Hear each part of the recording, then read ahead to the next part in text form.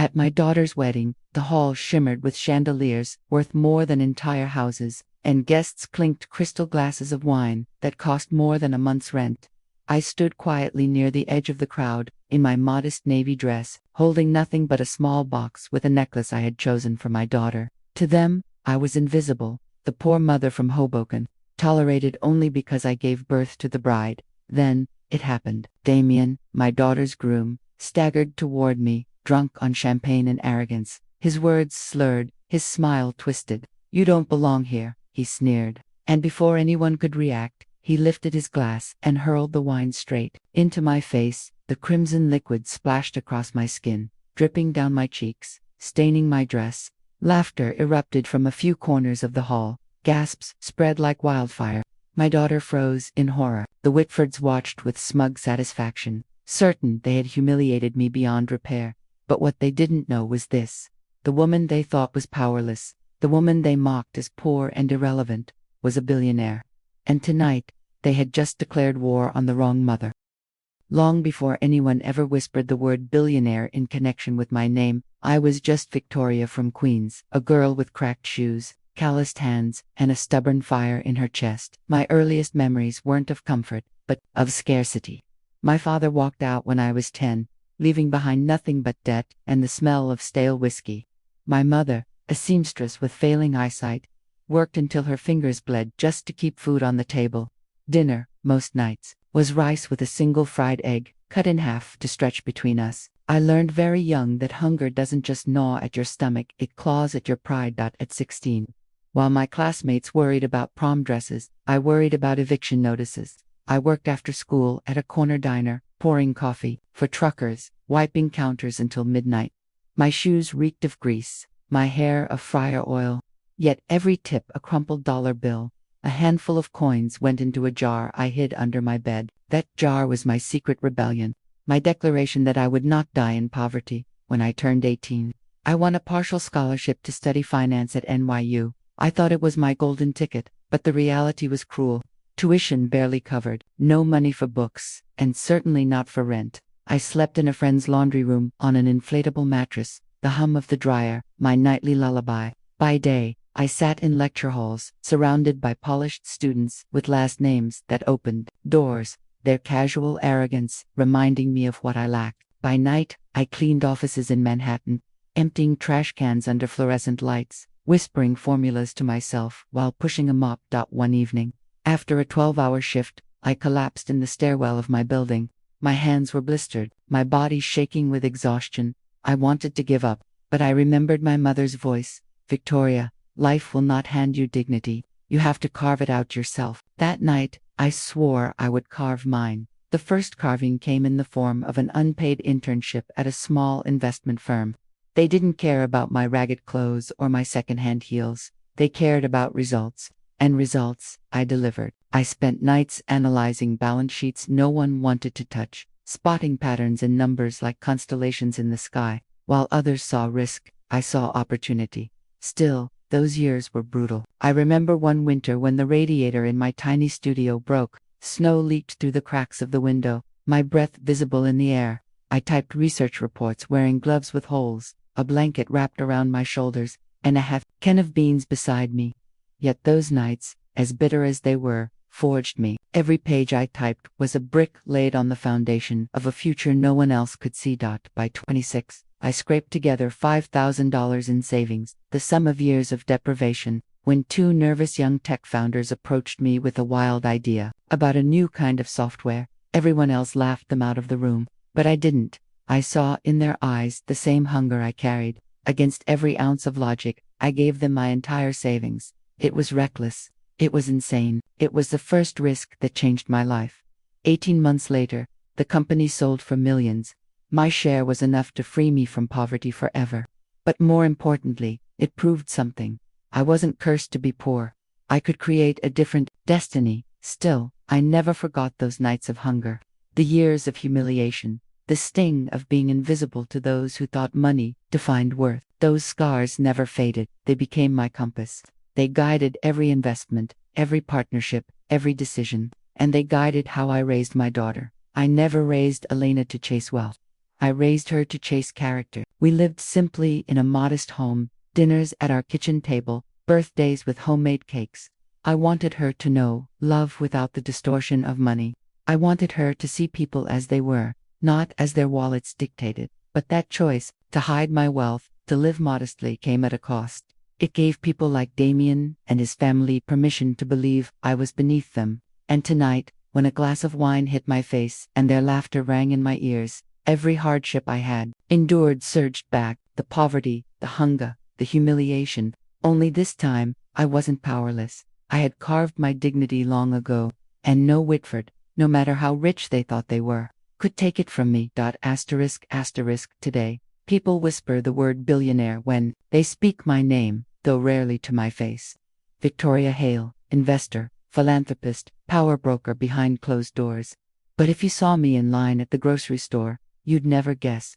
My home is modest, a 2-story colonial in Hoboken, with peeling shutters and a garden I tend myself. My car is a 10-year-old sedan that starts faithfully every morning, and my wardrobe, mostly department store racks, chosen for comfort, not status. This is intentional. I learned long ago that wealth is a disguise. It can attract people like moths to flame, but most come only to warm their hands, not to build the fire with you. So I hid it. I let the world believe I was ordinary, because ordinary is honest.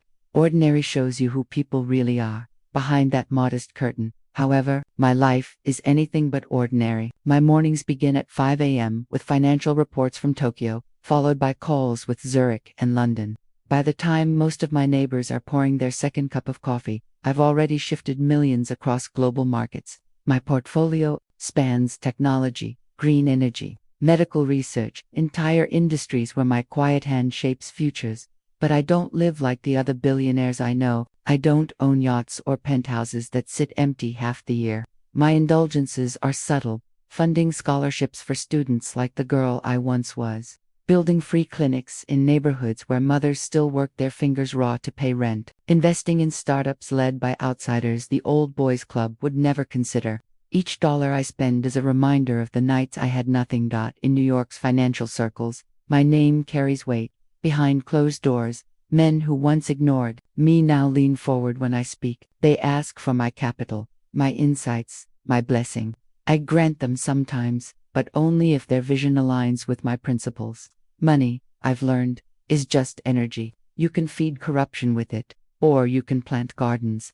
I choose the latter. Despite this power, I keep my personal life deliberately simple. Alina, my daughter, was shielded from the knowledge of my fortune until she was grown. I wanted her to taste normalcy, the safety of small things, walking to school, sharing pizza on Friday nights, struggling a little so she understood the value of effort.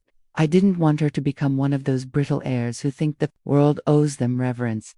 Yet my secrecy also created distance. To Elena's fiancé Damien and his wealthy Whitford family, I appear as nothing more than a widow living on a teacher's pension. They laugh at my modest gifts, whisper about my outdated car, roll their eyes at my lack of designer clothes, and I let them, because their treatment of me, when they believe I have nothing to offer, is the purest measure of their character. I sit in those grand dining rooms, listening to their boasts about yachts and vineyards, quietly sipping water, storing away every insult like evidence in a trial. I say little, but I watch everything, because wealth doesn't impress me. Character does. And tonight, as crimson wine dripped down my face in front of 200 guests, I knew exactly what I was seeing. Arrogance, cruelty. The Whitfords had revealed themselves completely. What they didn't realize was that I no longer lived in fear of humiliation. I owned empires they couldn't even name. My quiet fortune was larger than their entire dynasty. And soon, the world would know it. The silence after the splash of wine was deafening. Red liquid dripped from my chin, staining my modest navy dress like blood on silk. Damien's laughter, drunken and sharp, cut through the stunned crowd. "Now you look the part," he sneered, as though humiliating me were part of the entertainment. Alina gasped, her hand flying to her mouth. "Damien," she cried, horror etching every syllable. But his parents, Priscilla and Leonard Whitford, merely exchanged a glance, their lips tightening into disapproving lines. They weren't appalled at his cruelty. They were appalled that he had let the mask slip too far, too publicly. Waiters froze mid-step, guests whispered behind manicured hands. The champagne bubbles in their crystal flutes seemed to rise slower, as if the entire room held its breath. I dabbed my face with a napkin, steady, unshaken. Inside, however, the fire of every humiliation I'd endured in my life roared back to life. And then, as though on cue, a voice rose from the far end of the hall. Unbelievable. It belonged to Charles Beaumont, a titan of Wall Street, known for his blunt tongue and sharper instincts. His gaze, cold and heavy, locked onto Damien. "You just humiliated your future mother-in-law in front of 200 witnesses. Is this how the Whitfords define class?" A ripple moved through the crowd. Shock, recognition, gossip already forming. The Whitfords stiffened. Leonard forced a laugh, brittle as glass. "Charles, you misunderstand. It was a joke." "A joke," Beaumont snapped, his voice carrying like a gavel strike. "There's a difference between wit and cruelty.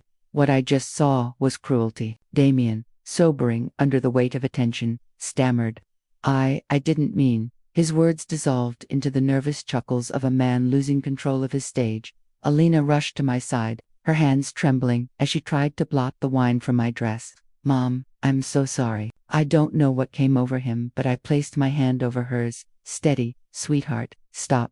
This isn't your fault." My voice was calm, even the calm of a storm eye before destruction. The Whitfords sprang into action, their years of social maneuvering kicking in. Priscilla stepped forward, pearls glittering under the chandeliers, her smile stretched to thin. "Victoria, darling, accidents happen. Weddings are stressful. I'm sure Damien didn't mean to offend." Her words oozed with condescension. "An accident." As if wine flew across the room on its own, Leonard added quickly, "Yes, let's not blow this out of proportion. We're family now.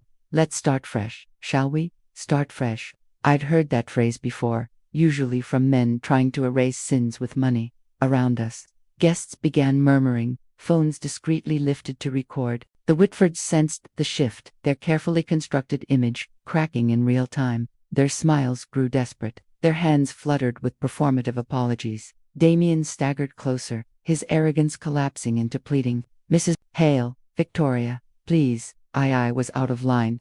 "Let's put this behind us. You'll see, I can be better." I studied his face. Sweat dampened his collar despite the air conditioning. His eyes darted, searching for escape, for forgiveness he didn't deserve. This was not remorse. This was fear. Fear of losing status, of scandal, of the money he thought my daughter, and by extension, I didn't have. Priscilla pressed on, her voice growing shrill. "Victoria, you must understand. In our world, appearances are everything. If this incident were to spread, it could damage all of us. But together, we can control the narrative, present a united front." There, it was, the truth. They didn't care about respect, dignity, or the wound inflicted. They cared about appearances. "Control the narrative," I repeated softly, tasting the words. They wanted me to collude in my own humiliation, to help shield Damien from consequences. Elena's eyes darted between us, panic in her voice. "Mom, maybe we should just know," I said firmly, cutting her off. My daughter's breath caught, her eyes widening. She had never heard that edge in my voice before, the tone I reserved for boardrooms when men twice my size tried to box me in. The Whitfords froze. For the first time that night, the balance shifted. I was no longer the quiet widow in a modest dress. I was something they couldn't yet name. Beaumont stepped closer, his gaze flicking to me with quiet recognition, almost respect. "Perhaps the Whitfords should be careful," he said, his words measured. "They may not realize exactly who they've just insulted." A shiver passed through the guests. The murmurs grew louder. Phones captured every word. And in that moment, I saw the Whitfords' desperation sharpen into something uglier. They weren't apologizing. They were maneuvering. They wanted me compliant, contained, silenced. Damien clasped his hands together, his voice cracking. "Please, Victoria, don't ruin this. Don't ruin us. We can fix it. I can change." But I knew better. I had seen men like Damien before in offices, in boardrooms, in alleys where power played its dirtiest games. Men who only changed when forced, and even then, only long enough to regain control. The Whitfords wanted a reset, a clean slate. What they really wanted was for me to forget. But I don't forget. Not the hunger, not the cold, not the long years of invisibility. And I would not forget this. I smiled then, small and deliberate. The kind of smile that unsettles predators because they know the prey is no longer afraid. Don't worry, I said softly, my eyes sweeping over Damien, his trembling hands, his mother's brittle pearls, his father's forced composure. I understand perfectly. You've just shown me exactly who you are. And that was the moment the wit realized the woman they thought powerless was not only unbroken, she was preparing to fight back. Asterisk, asterisk. The wedding night didn't end with laughter or dancing. It ended with whispers, stiff smiles, and eyes darting toward me like I had become the most dangerous woman in the room. The Whitfords clung to me with brittle politeness. Every word of theirs wrapped in sugar and poison. We'll make this right, Priscilla insisted, her pearl necklace trembling slightly, as if even it knew the lie it was forced to hold. Damien tried to stand close, tried to project remorse, but his hands still shook. He was terrified not of hurting me, but of what it meant for him if people knew. When I finally returned home that night, dress ruined with wine stains, I sat at my kitchen table and brewed coffee instead of crying. The fire inside me had no tears left. What the Whitfords didn't understand was that humiliation had been the currency of my youth. I had lived through worse, but now I had power, and power was most effective when wielded quietly. The first test began the very next day. Damien sent flowers, of course, a grand bouquet of white orchids with a note scribbled in his messy handwriting. I'm sorry, let's move forward, Damien. I didn't reply. Instead, I called the florist. Charge it to his account, not mine, I instructed, and smiled when the clerk confirmed. It wasn't remorse. It was routine damage control. A man like Damien didn't apologize because he was sorry. He apologized because appearances required it.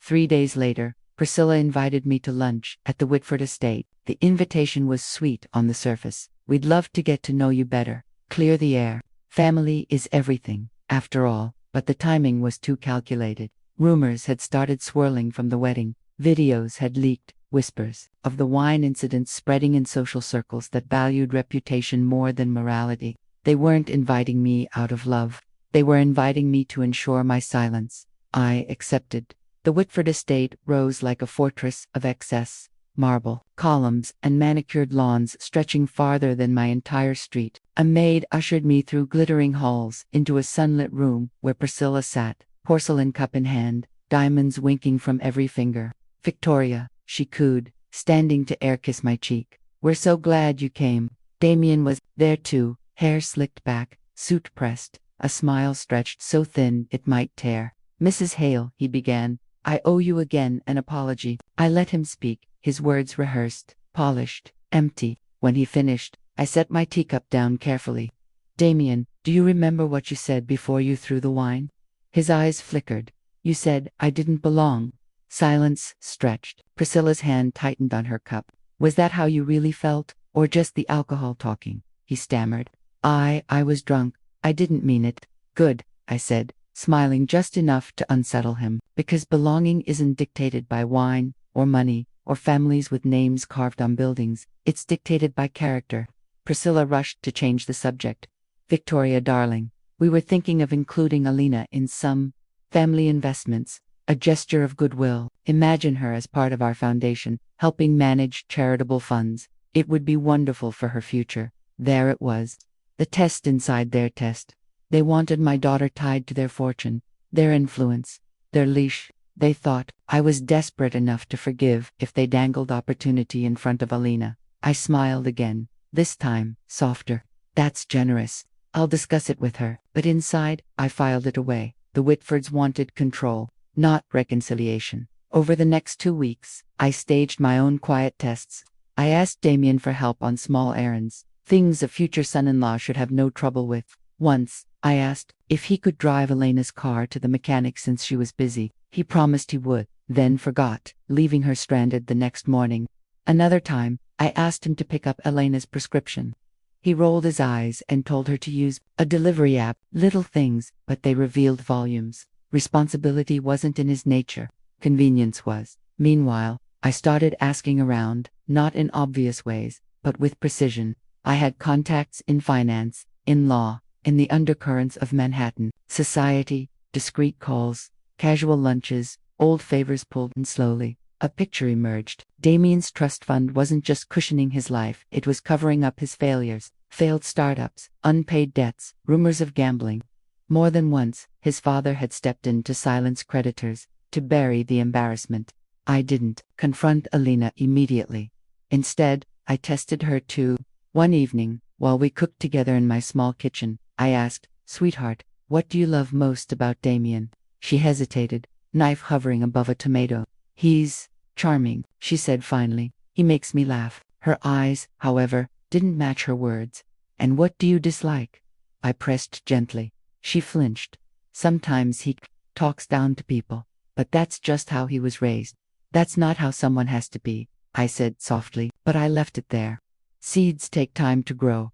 The Whitfords continued their campaign. Leonard invited me to a charity gala, seating me beside potential investors. He spoke loudly of family unity, presenting me as part of their circle. But I noticed his subtle digs, remarks about my modest lifestyle, about how Ali would benefit from exposure to real wealth. Each event, each interaction, was a stage. They tested my silence, and I tested their arrogance. And each time, I found the same result. The Whitfords didn't respect me. They only feared what would happen if I spoke. The final confirmation came at a dinner 2 weeks later. Damien had too much to drink again. Surrounded by his friends, he laughed about the wedding incident. "She looked like some old maid out of a Dickens novel, dripping wine like a beggar," he joked. His friends laughed. He didn't notice I had walked in behind him. I stood there long enough for his laughter to die, for his face to pale as he realized I had heard every word. "Interesting," I said evenly, my voice slicing through the air, "because I was just wondering if you'd learned anything from that night." The table fell silent. Damien stuttered. "Mrs. Hale, I know," I cut in. "Don't bother, I've seen enough." And I had. Enough to know Damien would never change. Enough to know the Whitfords' apologies were smoke, their gestures hollow. Enough to know my daughter's future was on the edge of ruin, and I had to decide whether to let her fall or pull her back. The tests were over. The investigation was complete. Now, it was time to gather evidence. Asterisk, asterisk.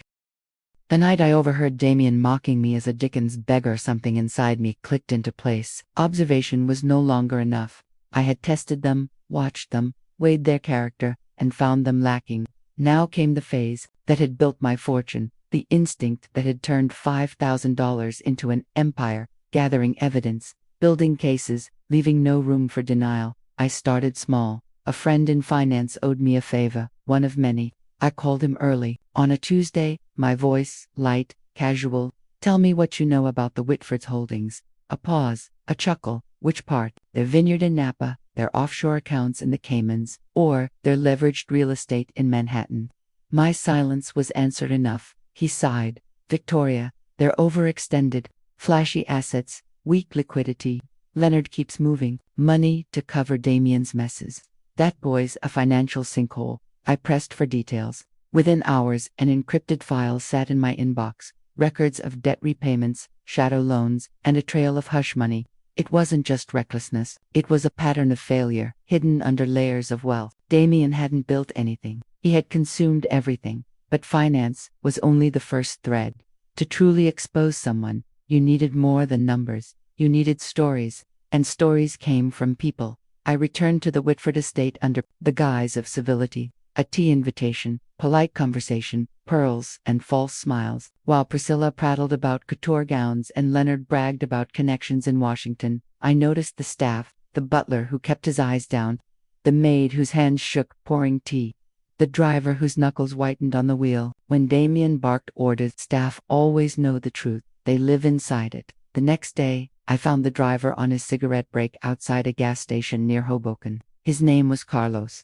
His uniform was crisp, but his shoulders slumped with exhaustion. "Rough day?" I asked, stepping beside him. He startled, then recognized me. "Mrs. Hale, you shouldn't be here." I handed him a coffee. "Humor me." It didn't take long. People rarely need coaxing when they've been silenced too long.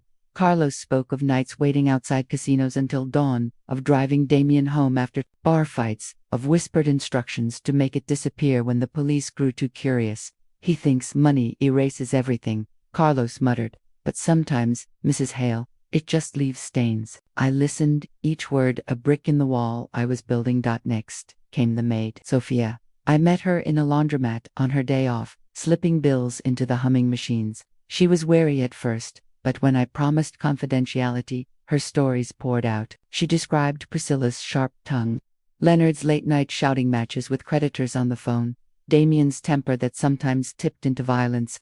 He once threw a glass at me, she whispered, eyes wide with remembered fear, just because I didn't polish his shoes properly. She rolled up her sleeve to show a faint scar. I thanked her, pressing an envelope of cash into her hands, not as a bribe, but as protection. Witnesses deserve safety. Piece by piece, the puzzle formed. Financial ruin disguised as wealth. Abuse hidden behind chandeliers. A son raised to believe cruelty was his birthright. But whispers and anecdotes weren't enough. Society didn't bend for gossip. It bent for evidence. So I reached deeper through an old contact in the legal world. A woman I'd once funded when no one else believed in her. I obtained sealed documents. Damien's arrest record from 5 years earlier. Scrubbed from public view by Whitford. Money, drunk driving, reckless endangerment, and worse, an accident involving a young waitress. Charges vanished after a settlement. The girl's family disappeared from New York shortly after, relocated on a Whitford stipend. When I held those papers in my hand, my blood went cold. Not only was Damien reckless, he was dangerous. He had harmed people, and his family had buried it under cash and connections. I didn't stop there. I hired a private investigator, discreet, seasoned, loyal only to me. Within weeks, he returned, with photographs, Damien entering underground poker dens, Damien exchanging envelopes with men whose reputations reeked of organized crime, Damien stumbling from hotel rooms that weren't his fiancée's. Each image was time-stamped, each one a dagger aimed at his carefully polished facade. Meanwhile, I tested how far the Whitfords would go to protect their image. I dropped hints in conversations, subtle suggestions that people were starting to talk after the wedding. Their reactions were immediate. Leonard offering Alina a position at a family venture. Priscilla lavishing me with gifts I neither needed nor wanted. Damien flooding my phone with clumsy messages of apology. They weren't protecting relationships. They were protecting power. At night, in the quiet of my modest home, I organized everything. Files, testimonies, photographs, a fortress of truth, built brick by brick. I spread them across my kitchen table, the same table where Alina had once done her homework, where we'd eaten dollar store birthday cakes. Now it became a war room. I knew exposing Damien wouldn't be easy. Men like him survived because their sins were woven into the fabric of privilege. But I also knew this: truth, when wielded correctly, was sharper than any blade. And there was one truth above all that haunted me. My daughter was walking blindly toward a lifetime chained to him. One evening, Alina stopped by unannounced. She found me at the table, papers spread like a map of ruin. "Mom," she asked, her voice tentative, "what is all this?" I looked up, meeting her eyes. "This is who Damien is." Her gaze fell to the photographs, the documents, the testimonies, written in neat ink. I saw the blood drain from her face, the denial rising like a shield. "No, these could be fake. People make mistakes. He's not just anything," I said firmly. "He's a man who threw wine in my face because he thought I was powerless. Imagine what he'll do to you when no one's watching." Tears welled in her eyes. She wanted to fight me, to defend him, but the evidence was relentless. It stripped away excuses, left only reality. She slammed the folder shut and stormed out. But I knew she had seen enough. Seeds of doubt had been planted, watered with truth. They would grow. As the door closed behind her, I whispered to the empty room, "This isn't over." No, it was only the beginning. I had lived my entire life by one principle: never strike until you know where the blade will land. The Whitfords thought they could drown me in humiliation, that I would either retreat into silence or beg for acceptance. But they had underestimated me. They mistook modesty for weakness, restraint for fear. Now, with a table full of evidence and decades of discipline, I was ready to show them the difference. The first step wasn't exposure, it was isolation. A lion doesn't attack the herd all at once. It separates the weakest. Damien, reckless and arrogant, was the obvious target. He had left a trail so wide it was almost comical. Gambling, affairs, sealed police records. If I released everything at once, he might become a scandal for a month. But I wanted something deeper, something that would rot the Whitfords from within, so I began carefully. My private investigator distributed anonymous tips to gossip columns, nothing heavy, just whispers. Heir to Whitford fortune seen leaving underground poker den. Unidentified woman spotted with Damien Whitford outside hotel. The stories were vague, unverifiable, but they planted suspicion. By the second week, his friends avoided him in public. His phone calls went unanswered. The herd was already thinning. Next, I reached into finance. Leonard's empire wasn't solid. It was a house of cards held together with bravado and short-term loans. Through my contacts, I arranged for a few of those loans to be called in unexpectedly. Nothing catastrophic, just enough to make him sweat, to keep him distracted, to force him to choose between covering his son's failures or saving his own reputation. Meanwhile, I focused on Alina. My daughter was torn, caught between loyalty and truth.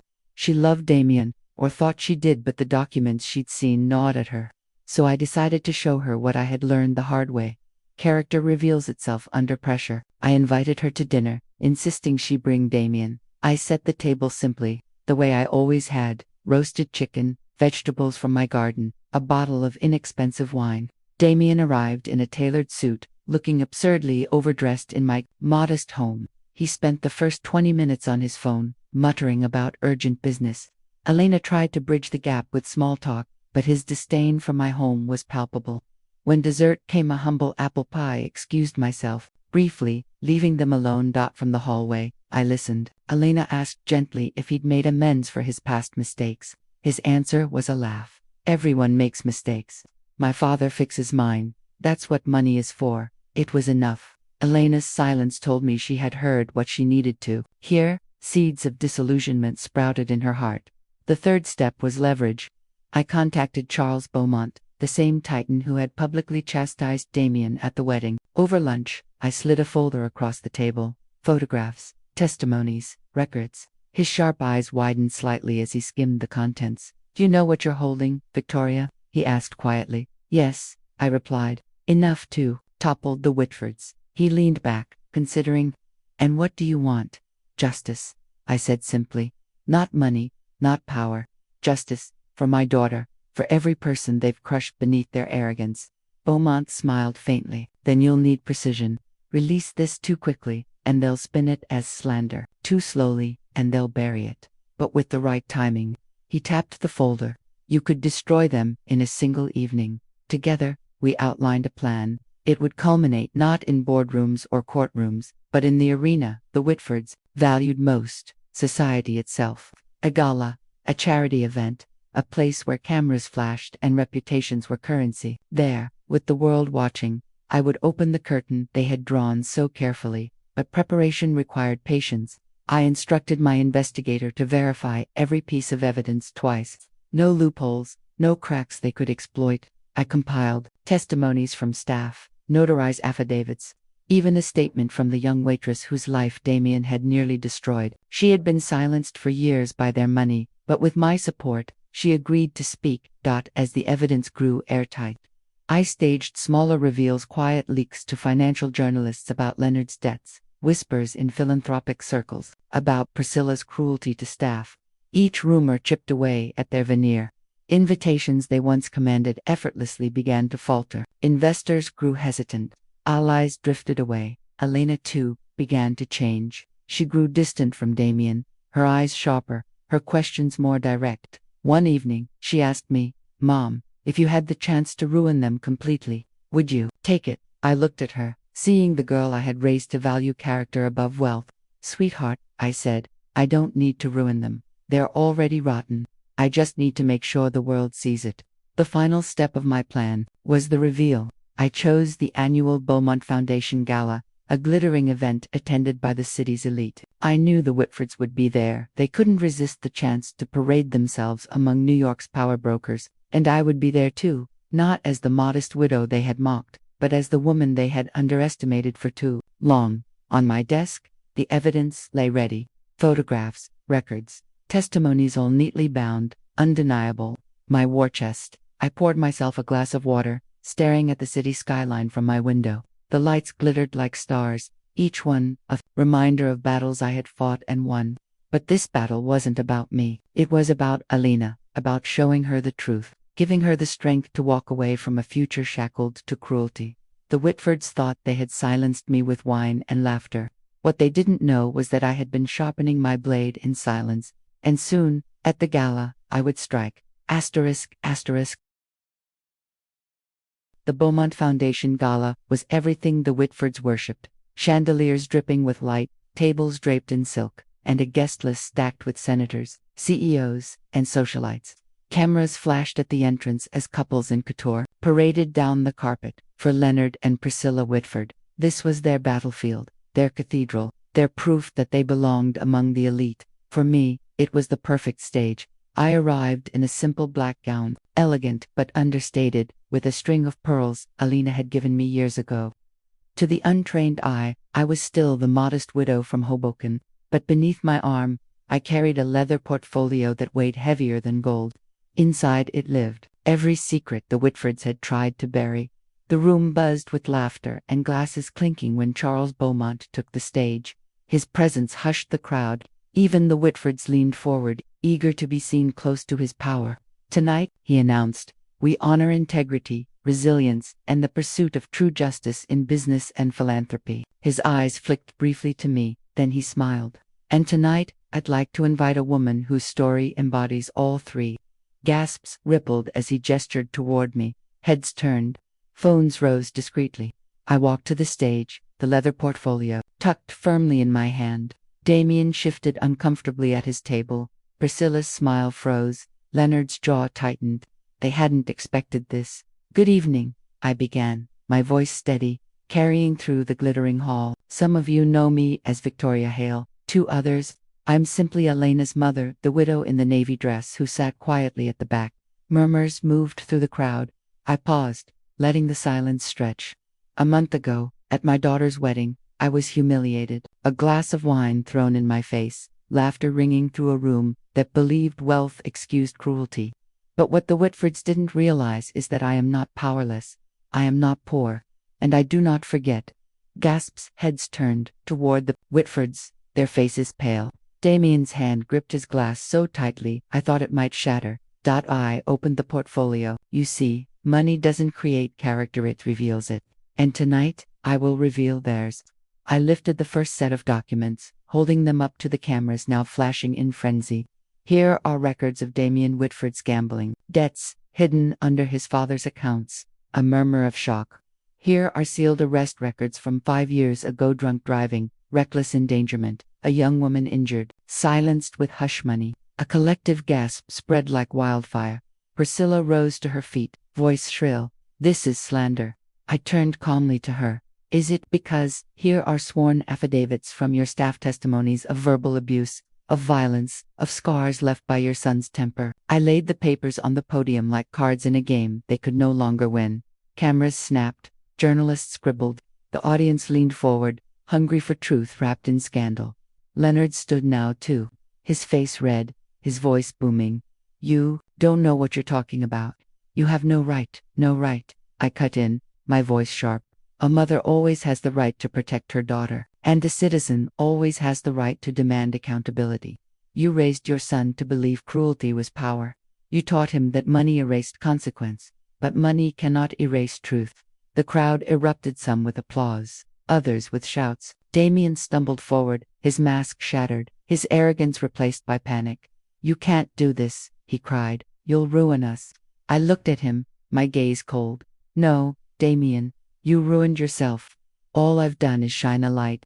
Charles Beaumont stepped forward then, placing a steady hand on my shoulder. Ladies and gentlemen, he declared, I can personally confirm Victoria Hale is one of the most successful private investors in this country. Her portfolio has shaped industries. Her philanthropy has changed lives. And tonight, she has shown us what true integrity looks like. The room broke into thunderous applause, not the polite claps reserved for speeches, but the kind that shakes chandeliers. Cameras pivoted from the crumbling Whitfords to me, flashing like fireworks. Priscilla clutched Leonard's arm, both of them frozen in horror. Damien's face was white, his lips moving soundlessly. For the first time in his life, words had failed him. And in that moment, surrounded by the glittering elite who once dismissed me, I stood not as the quiet widow they mocked, but as what I had always been, a woman forged in fire, wielding truth like a weapon. The Whitfords had tried to bury me in humiliation. Instead, they had dug their own grave. By morning, the Whit empire was in freefall. News outlets replayed the footage from the gala on every channel. Damien's face twisted in panic, Priscilla screeching slander, Leonard sputtering while I laid their sins bare. Headlines screamed Whitford heir exposed, and society dynasty crumbles in scandal. Investors fled first. Calls went unanswered. Deals dissolved overnight. Banks demanded repayment on loans Leonard could no longer cover. Within a week, their stocks plummeted, creditors circling like vultures. The marble estate they once flaunted became a gilded cage. Paparazzi camped at the gates. Damien disappeared from public life, though not from headlines. Tabloids published photographs of him stumbling out of casinos, debts unpaid, friends abandoning him one by one. His name, once whispered with admiration in elite circles, became synonymous with disgrace. Priscilla clung to denial, issuing brittle statements about misunderstandings and jealousy, but no one listened. The affidavits from staff, the sealed police records, the photographs, they were undeniable. Her pearls no longer glittered. They choked. Leonard fought hardest, calling in favors, begging old allies to intervene. But power is fickle. Men who once sought his approval now turned their backs, unwilling to taint their reputations by association. Deals dried up, friendships vanished. For a man who measured worth in influence, the silence was fatal. And me, I didn't celebrate with champagne or victory speeches. I sat quietly in my modest kitchen, sipping coffee while the world burned down around the Whitfords' victory. Wasn't loud. It was Alina knocking softly on my door 3 days later, her wedding ring gone, her eyes red but clear. "Mom," she whispered, falling into my arms. "You were right. About everything." I held her, feeling the weight of months of doubt and pain lift from both of us. "Sweetheart, I didn't want to be right. I just wanted you safe." From then on, life changed. Slowly, gently. Alina moved back into the house where she'd grown up. We planted tomatoes in the garden, just like we used to, our hands working, side by side in the soil. She found work with one of my philanthropic foundations, helping to fund scholarships for girls who reminded her of herself. As for me, I stayed the same. Modest home, simple car, quiet routines. Wealth hadn't saved me from humiliation, but it had given me the tools to fight back. And now, it gave me the chance to build something new, not just for Alina, but for everyone who had ever been silenced by people like the Whitfords. The world would remember their downfall, but my daughter would remember something far more important. That dignity, once carved, can never be destroyed. Weeks passed, and the world moved on to fresher scandals. The Whitfords faded from headlines, their empire hollowed out, their name forever stained. But in my home, life was quieter. Alina laughed again, a sound I thought I'd lost. We ate dinner at the same scarred kitchen table, not grand, not gilded, but ours. One evening, as the sun bled gold across the horizon, Alina asked softly, "Mom, do you ever regret it? Exposing them like that?" I looked at her, at the daughter I'd fought for, at the garden blooming behind her. "No," I said, "because the truth isn't something you regret. It's something you live with." She nodded, though her eyes still held questions. What would come next? Would the Whitfords seek revenge? Would Damien crawl back, desperate and dangerous? The future was uncertain, but one thing wasn't. I would be ready, because when you've survived hunger, humiliation, and betrayal, you learn that battles never truly end. They just wait for the next round. And when that round comes, I will be there. Before we close, don't forget to subscribe to the channel and share where you're watching from in the comments. Your support helps us keep telling stories like this.